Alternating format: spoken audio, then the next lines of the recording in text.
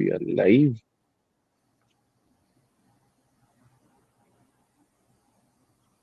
All right.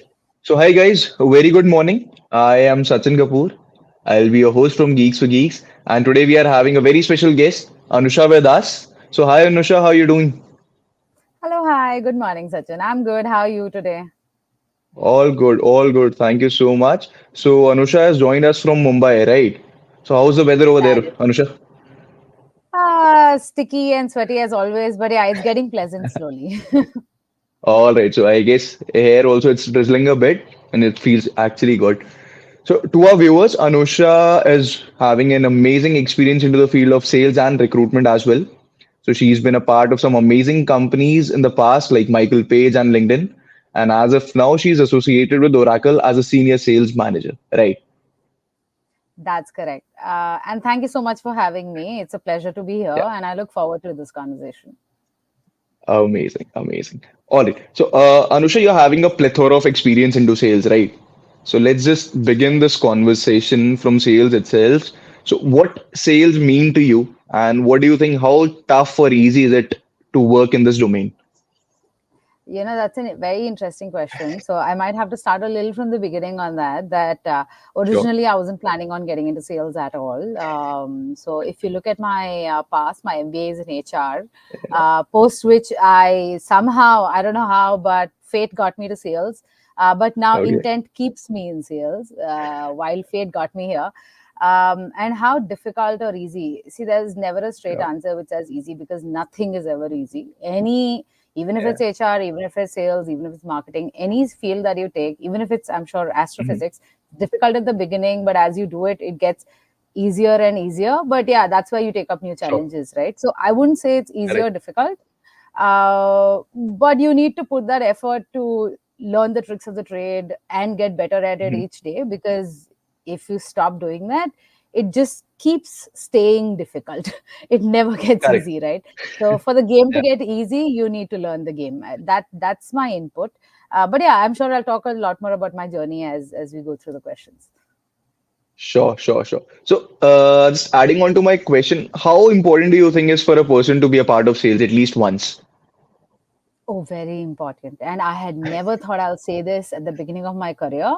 But now I Yeah. do feel it's important, because it opens your mind up to a lot broader avenues in terms of how you Uh, think about a situation, how you mhm. really assess your job or your role in a particular organization, because then you get a more wider and zoom out view of how businesses work. How do really Yeah. people think? Because in sales, you're technically dealing with people, but at the same time you Mhm. need to keep business in mind. How do you really help them increase revenue? In the end, all companies are thinking about are control your bottom line, increase your top line, right? So how do you really think on those lines is something that sales teaches you really well, right? And if anybody has done that role once, I think they become more street smart and worldly wise at the same time.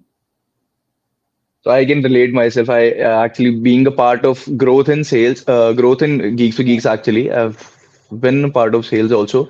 So I believe, as you clearly mentioned, apart from the professional growth, I believe sales helps you out to grow personally as well, right? If I Yes. talk about just one thing which I feel was very important was resilience. Facing Yes. setbacks and rejections on daily basis, no, makes you persistent and adaptable. So it is one of the, I Absolutely. believe, is not even a skill; it's a life skill, I right? have to agree with you on that. Yeah, Yeah. resilience and perseverance. It does teach you that. Yes. So the first thing I would say that comes to the mind of any fresher or anyone per se, if we talk about sales, is the work-life balance, right? So I guess you are a working woman and also a mother right now, right? So Yes. how do you manage both? So what is your work-life balance? Yeah. So a lot of people might think that, oh, getting into sales, you travel a lot, and how do you really handle the work life balance, right? Yeah. And that was my thought too, before I got into sales, right? And even at the Okay. beginning of sales, that was my exact thought process. But I think as you grow Mhm. into the role and as you understand the nicks and knacks of how you work around the role and how do you really achieve the revenues that you're given to achieve, the budgets, etc., right?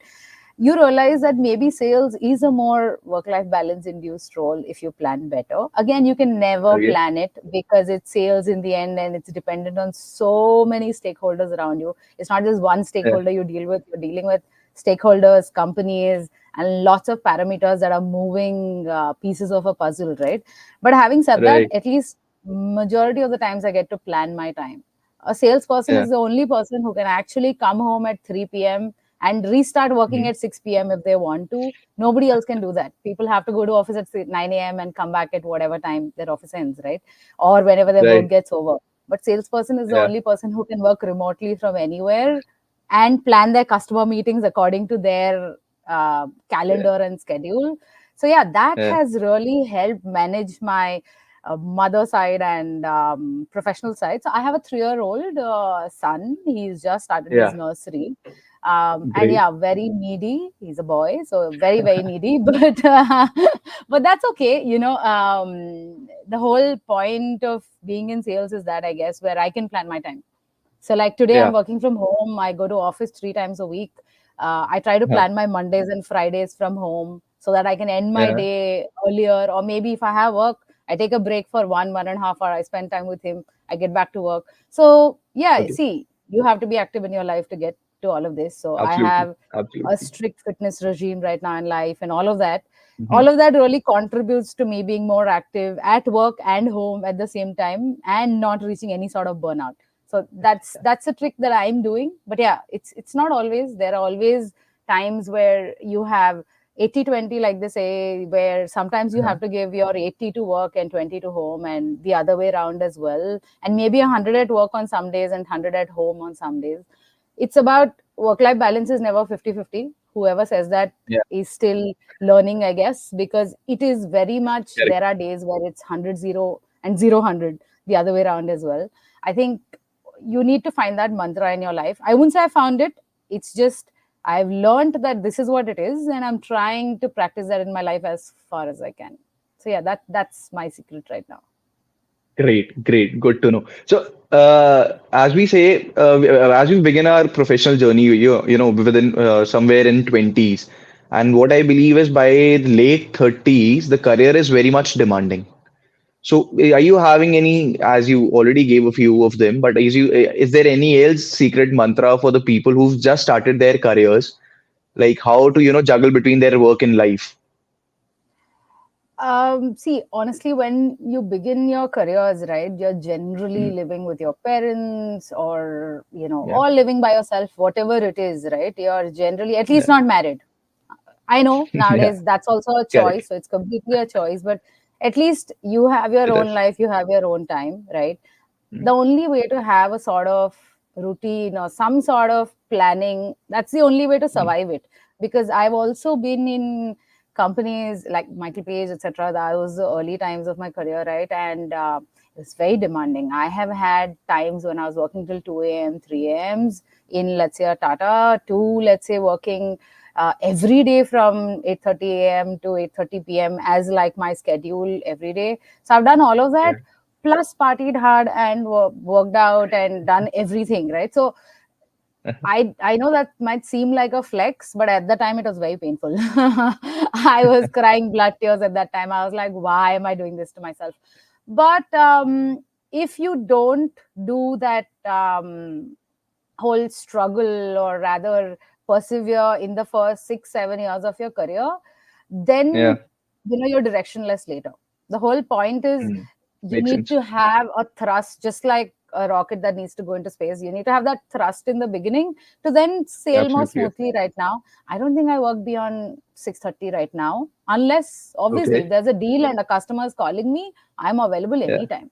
I'm available Yeah. 24/7. But that doesn't Yeah. happen every day, right? It might happen twice in a month, and that's okay. I mean, yeah, that's work life balance for you. But yeah, Mhm. otherwise people understand that I'm not available after 6:30 because I have my son, etc. If it's important, you text me, and I think it's important, I'll Mhm. come back to you, right? So I'm vigilant of my work mobile. So first thing is Mm. I maintain two mobiles for a reason, Okay. because I want to keep my work Okay. and personal life separate. Definitely. And Definitely. Yeah, I can yeah, a relate. lot of people don't do that. It's damn helpful. Trust me, you need to do that. But yeah, anybody starting, I have to say, somewhere you might really feel like, oh, I don't have work life balance, but it'll come. It'll eventually come once you learn the ropes of the trade, because in the beginning you're just fresh out of college, you don't know anything. My perspective when I was out of college was, I just need to learn, right? If I don't Mm, learn, then I don't have a way forward. I don't even know how corporate mm. works. I don't even know what I'm Yeah. supposed to do to get where I want to be, and I don't even know where I want to be. It's a blank canvas, plain canvas Yeah. at that time, right? Yeah. So really navigating all of that, one is obviously making a schedule and persevering, etc., but also having a mentor. Find a mentor early on in your career and your way Mhm. sorted, because I had a couple of seniors who are helping me understand things around how to work around the company, how to work around your role, how to really do what is career planning, how to do is the second Mm, step, what is career mm. planning, etc., right? Nowadays with social media being so rampant, people are already aware of many of these things before stepping into their first job, which wasn't the case at Yeah. that time. Unfortunately, I didn't have social media. Orkut was all that was there, I remember, when we were stepping in, Yeah. which is so sad. I feel old Correct. saying that. But yeah, now at least there's information at your fingertips. So I think Yeah. doing your work before joining these whole online courses, there's LinkedIn learning, there's Coursera. Every company that I've worked at has offered a online learning of how to really get into the workspace, etc. So I know it seems like a lot. Even if you do 50% of all of this, you'll be there. Mm. It's just about at Yeah. least taking that first two steps. Many people are like, itna karna hai, then let me not do anything. It's about at least doing something, and that should Yeah. suffice really. Great, great, great. So, let's talk about the fun part of it. As you mentioned, you get to travel a lot, right? And I have got to know that you've traveled a lot yourselves. What do you think is the impact of traveling onto the overall development of a person? So little bit of backdrop for that is, I'm Uh-huh. originally from Hyderabad. My Okay. father was in the central government, so we traveled around. So I've lived in Kolkata, I've lived in Hyderabad, Mumbai. So these are three Okay. locations that I've hardcore lived in, and my All native right. is Vizag. So yeah, Okay. I'm pan Indian right now, and I worked in both Hyderabad, Mumbai, and Delhi for Okay. more than 5 years each. All right, Mm-hmm. minimum and more. Mm-hmm. Right now, this is my third stint in Mumbai. So I've literally come back three times to Mumbai, and this is my 12th year or something in Mumbai. I've lived in Gurgaon for 5 years. So Okay. just giving you that backdrop when you ask me that question that you've traveled. So I've had to change schools, had to change houses multiple times, cities multiple times. It just kept happening in my life. In the Mm-hmm. beginning, it felt very tough, as always. Mm-hmm. Everything is hard when you start, but later you start enjoying it because you're like, wow, I get to meet new people, and because of that, I'm great at building new relationships outstart, and Yeah. that's great for sales, right? So it works very well for me as a skill personally. And Yeah. there's a lot of exposure that you get to different cultures, different kind of people, Mm-hmm. and also how do you really start a relationship from scratch anywhere and everywhere when you reach. It's a huge skill that has helped me personally, Mm-hmm. and which I see slightly missing in people who've lived in only one place throughout. Again, they might have their own Yeah. skills as to how to really go Correct. long term, right? So it's a Yeah. different skill, but there are benefits to having traveled around and moved around, not just places, but I've also moved around in industries, etc. Maybe it's because Exactly. of how my life has been. Um, Mm-hmm. but it's been a habit that once I'm done with an industry, but what do I mean by done is once I feel like I've learned enough and I've taken what I need to in my career, Yeah. which is adding to my personal profile, then I feel, okay, what next, right? And I start mapping out, these are the industries that I can go to, and these are the X industries that I'm interested in, and how do I go? Mhm. And this Yeah. thought process wasn't there when I started my career. I thought, oh, once you go into this industry, you're stuck, right? But Yeah. Michael Page taught me differently because I had thousands of resumes that I looked at, and all at CXO Correct. levels. And Yeah. what that teaches you is, oh, career is not really linear. You don't need to take one single path. You can jump around. You Yeah. can take a linear path. It is completely your call. You can take Yeah. different paths in the same company as well. You can do a lot of cross-functional learning, and it doesn't go to waste ever. Like I feel like even today, whatever I've learned in all my other jobs really comes to play, because there are skills that you pick up. It is not a role that you learn. These are skills that you start adding to your hat, right? And Yeah. that really helped me personally. And even now, when I go to a customer, there's so much more to talk about. Unless I had said, "Huh, I'm from the same industry. I've been here." Conversation ends. Yeah. My conversation never Correct. ends. There's at least 15 Correct. minutes Correct. of, "Oh, okay, why are you here?" That is their first question. And I always have a logic to it. So yeah, it's fun. It's fun. And I like doing that. And I believe in work hard, party harder. And that is the whole reason you're able to endure those long hours, etc. You need to find your tribe in your office as well, because you spend more than 80% of your time in office. So if you Right. don't have a tribe Absolutely. that you actually chill with, yeah, it Yeah. becomes very boring. So yeah, this is something which I would say we also try to keep the similar motto over here at Geeks for Geeks, that we do Wonderful. work hard, but yeah, we also party hard. So as you clearly That's it. mentioned about your career switch, right? So I just wanted to know, is it difficult, or what is the scenario when you make a career switch after a certain number of years or at a certain stage of your life? So how easy or difficult is making a career switch? Let's say you Okay. were into HR initially, then you move on to sales, and initially I believe it's service sales. Then you went on to the product sales. So yeah, what's the scenario and how easy or difficult again it is? So, nothing is easy, but it's not extremely difficult as well. It's just Okay. about, I know you must have heard this a million times, right place, right time. But how does that Yeah. happen? What is the formula to it? Is whenever I started looking, I would never be like, you should never move when you're desperate to move, because then you're Okay. never going to be able to change industry or get what you want. Because when you're desperate, Okay. you're clouded by मुझे अभी job change चाहिए. That never works. So Yeah. I believe that I only like to change my job when I'm Uh-huh. extremely successful where I am. Otherwise, I don't Mhm. change my job. So I'm like, okay, I'm All getting right. promotions, everything's going my way. I'm like, oh, let me change. So I know that works counter for me, Yeah.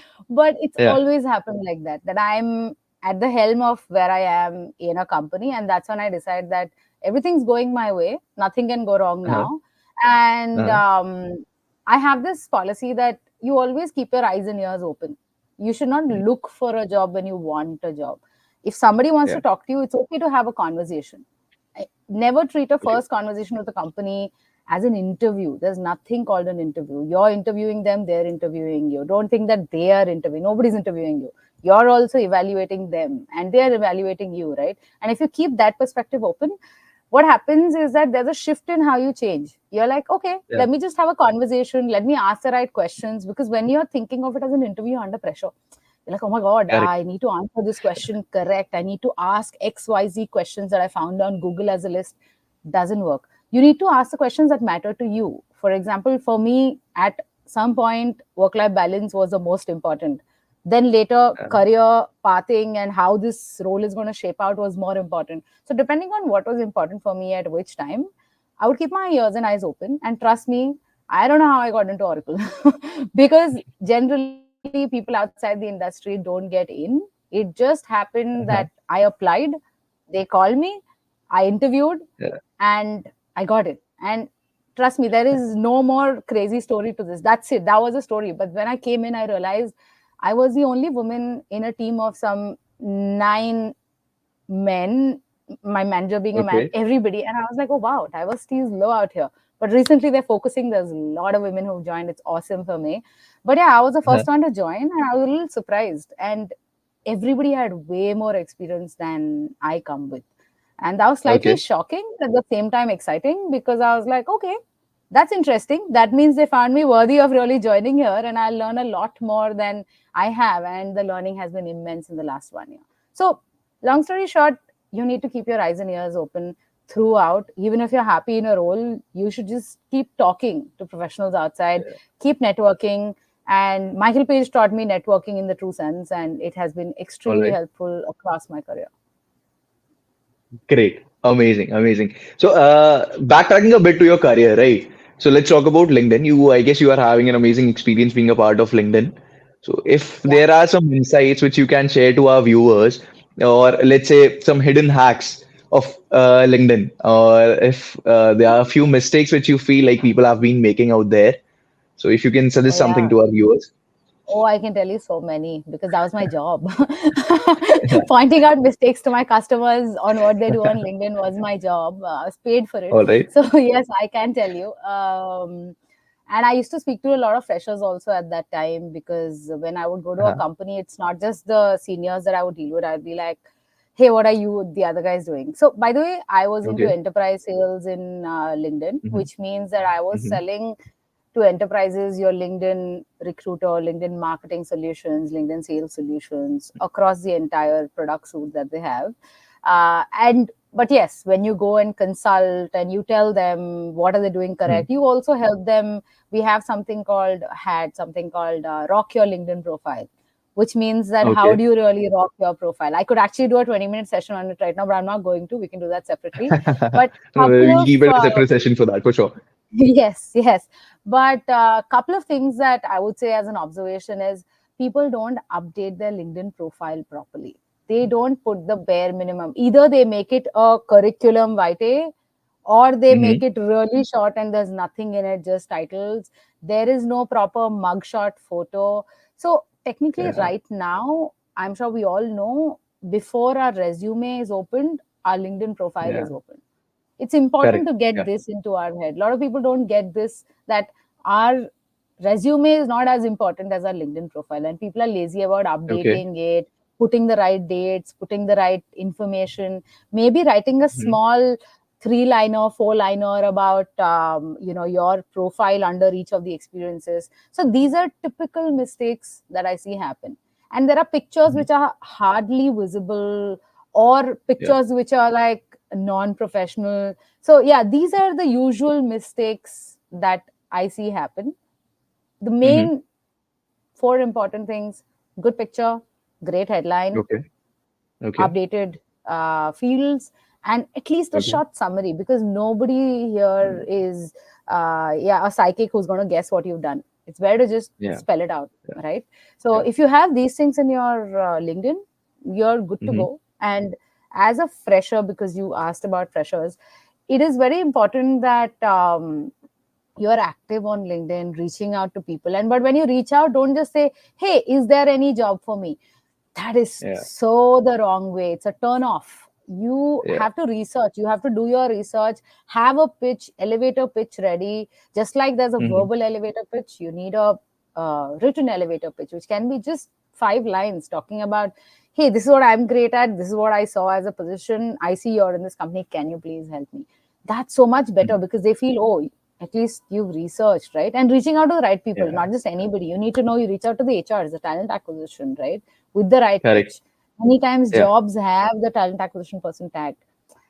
These Okay. smaller things, people don't put an effort. People are like, hey, please put me through to any jobs that you think I'm relevant for. Why am I Yeah. supposed to check that? I'm not going to, Correct. right? Yeah. So that's my tip. Absolutely. All right. So I hope it's an important piece of information for all our viewers. So as you mentioned about the freshers, so, I've heard it a lot many times, even when we used to be in college. So is there any right time of making a profile on LinkedIn? So students used to be like, it's like यार अभी तो first year है, second year है, अभी क्या करना है LinkedIn पर जाके, अभी जब जॉब चाहिए होगा तब जाएंगे ना, थर्ड ईयर में बनाएंगे, फोर्थ ईयर में बनाएंगे. So is there Right. any separate or a specific time to come on to LinkedIn, or it's like what would you like to suggest the audience out there? Um, See, I don't have a straight answer to this, but I'll give you my Yeah. perspective because that's what Okay. I can offer out here. Ideally, first job would be perfect because you have something to talk about. But even before your Yeah. first job, sometimes you might want to scout for your own jobs, right? Correct. Correct. I think the people who are saying "abhi kya banana" are maybe not doing enough in their college, because nowadays I Yeah. think the competition is so high that people are doing a lot of things in college, right? They're doing some Absolutely. Yeah. side gigs, they're doing their own entrepreneurship stints, and there's like there's some projects that they take up in their college. It could be just a random vada pav stand that they set up in their own college. Could be Yeah. anything that they're doing, right? Yeah. Point is highlighting those things. And there, I've seen some great engineering or MBA college students who've not done any job, their profiles. Some people do a good job Mhm. at it. So they're like, they Yeah. actually highlight it in the right fashion without over aggrandizing it as well. And yeah, there's nothing wrong in creating one. Is there a benefit? Could be, could not be, right? It's Okay. there's a lot Yeah. based on luck also, right place, right time, like we all say in job search or sales. But having Mm-hmm. said that, there's no harm in having one right from the beginning. Nowadays people have Instagram profiles for their 1 year olds. Why can't you have Mm-hmm. a LinkedIn profile before you step into the job role that you want to be, or the job that you want to get Mm-hmm. to? Because there are lots of things that you'll get to know, like LinkedIn gives you alerts, job alerts. There could be many Mm-hmm. things that, or maybe pieces of advice that senior people are sharing with you. You can join forums on LinkedIn. I'm sure Yeah. there's a GitHub forum even on LinkedIn if it's for techies, for example, right? Correct. It's Correct. just Correct. a platform. If you can join Instagram, I'm sure you can join LinkedIn. That's my advice. Great. Great. Great way to end it. If you are on Instagram, you can join LinkedIn too. All right then. So, you, as we are already talking about the companies, the giants actually you've been a part of. So let's talk a bit about their hiring process. What do you have to say about their hiring process of such giants which you've been part of? Again, like Deloitte, Michael Page, LinkedIn, etc. Yeah. Couple of ways to get in is obviously applying for a job does work, but referrals work way Hmm. stronger if you're able to get somebody to refer you internally. Okay. And second thing, hiring process is always at least 5 step. Where again, I've had lesser, I've had more, but the Okay. usual template is first level interview by either an HR or the hiring manager, or HR and Hmm. then the hiring manager, post which Hmm. there'll be a technical round of sorts. If it's sales, it could be a presentation, uh, uh, uh, uh, role play. Sorry, I forgot the word role play because it's been a while since I've done it. But it could be a role play, or it could be a situation that they give you and they say, how would you do this? Or maybe make a Yeah. presentation. And then Yeah. you generally end with either one more interview, or then pass on directly to either an India head or an MD, depending on the size of the company. Like in Coursera, I interviewed Okay. with the India MD, versus, let's say, in Oracle, I Hmm. didn't have to do that. I interviewed with the India head, because Oracle is huge, right? There's a lakh and a half employees globally. So depending on the Yeah. size of the company, you'll obviously get to either the India head, the VP, or somebody, and that's where your interviewing ends. But post that, there's a lot of process too. There's obviously the interview process. Then there is the nego process of your salary. And a lot of Hmm. people shy away from negotiating, but there's nothing wrong. Yeah. When you're negotiating with a customer, why not negotiate for Okay. yourself, right? Use those same skills.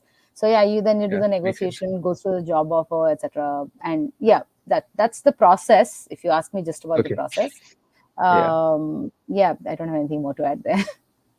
All right. All right. So talking about hiring, you yourself have come across thousands of resumes, right?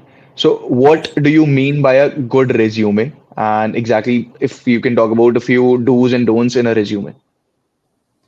Um, One huge don't is, please don't make it too long. Nobody's reading a Okay. resume. I have, Hmm. so by the way, the average time that a recruiter spends on a resume is approximately, I think, 15 seconds or something. That's the average that we used to say in Okay. Michael Page. And that's the average that I would Okay. do. So I would skim through, I look at the headlines, I look at some interesting pointers, and only if I find it interesting will I go deeper, right? And the Yeah. deeper Yeah. also is another minute, maybe not more. Yeah. So it is very important that you keep it crisp and Hmm. understand that a resume is not you. It is a trailer to the movie that is you, or an ad Yeah. to the product that is you. I think let's not call ourselves Okay. products. I think a movie sounds like a better Yeah. analogy to Yeah. draw, but it's like a trailer Yeah. that you're showing them. So if you write Yeah. everything in the trailer, then what will you show in the movie, which is the interview? There's nothing left. Mm-hmm. Always keep something, Makes but sense. keep the details. Yeah. Highlight the, you know um, match highlights, or whatever you want to call it. So it's very important to write a crisp resume, but at the same time, don't make it like this uh, dictionary or thesaurus that you've planted in. That's something that a lot of people Okay. do, and I think chat GPT coming in, such nice flowery words that go in, there's nothing wrong in using that. It's great, it makes it look Yeah. professional, but keep it crisp. I have Yeah. seen very senior people have resumes which are 3 pages, 4 pages, and I'm like, I can't go through this. That itself is a huge turn off. I see that and I think, oh, not Yeah. professional enough, right? Yeah. I'm not saying you should do a 1 pager. Maybe it's 2 pages. Maybe it's two Yeah. sides. I mean, Yeah. But having said that, it shows when you're crisp enough and maybe you bold the right words, Mm. etc. Make it more bullet for point format instead of making it really long A and paragraph. paragraph, because nobody's going to read it, honestly. Mm.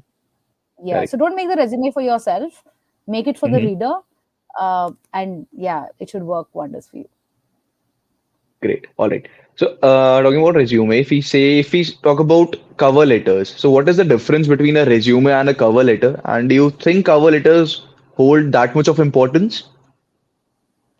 So, whenever I have filled a job application and I've seen a cover Yeah. letter, I have filled it only a Mhm. few times where I thought it was really important to. I'll Okay. tell you why. Because I don't know how many people really read the cover letter. It's like when you click on a LinkedIn profile, before opening, Hmm. there's like a small excerpt, right? Cover letter Okay. is like a small excerpt of your resume before really opening. So if Okay. I Okay. want to fill a cover letter, I wouldn't make it a Mm. paragraph. I would make it 4 lines where I'm talking about why am I relevant or how am I relevant for this particular job that you are hiring. That's it. There is no point of adding anything else, because that's what they want to know. That's what they are going to want to know from your resume. Are you relevant for the job? Why don't you tell them that upfront? That's what your cover Yeah. letter should be. But again, yeah, people write histories out there. There's no point because nobody's going to read it. That's the whole thing. I believe that will be a great insight for all our viewers right now. I guess you must have taken a lot of interviews in your journey, right? So, is there Yes. any specific or a special story or an incident which you would like to share with our audience? There are Any many. interview experience you're having? There are multiple, but one really stuck with me because the person stepped in was so humble, and yeah, I didn't know how it will turn out. But when I started hearing about her accomplishments, I was just wowed. I was like, wow, oh, you're running a business on the side. Plus, you've actually done this from scratch and then done this.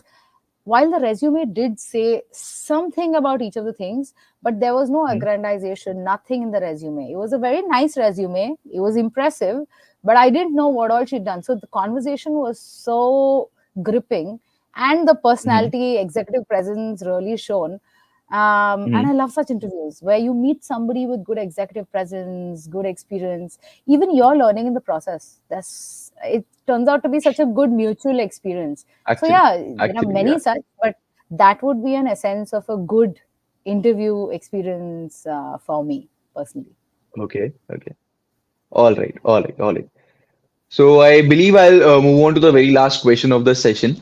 And I just wanted to know, as we are talking about the interviews, again, I would like to, you if you can showcase the audience a few mistakes they do while in an interview, apart from the resumes and Yeah. cover letters, being a person in front of you, if there are a few mistakes which people usually do, which they obviously shouldn't, which might increase their chances of being recruited.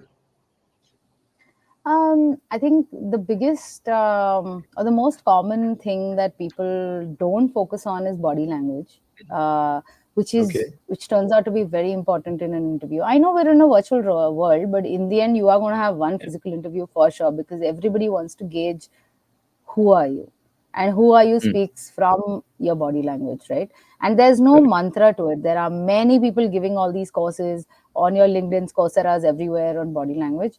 People don't focus on it.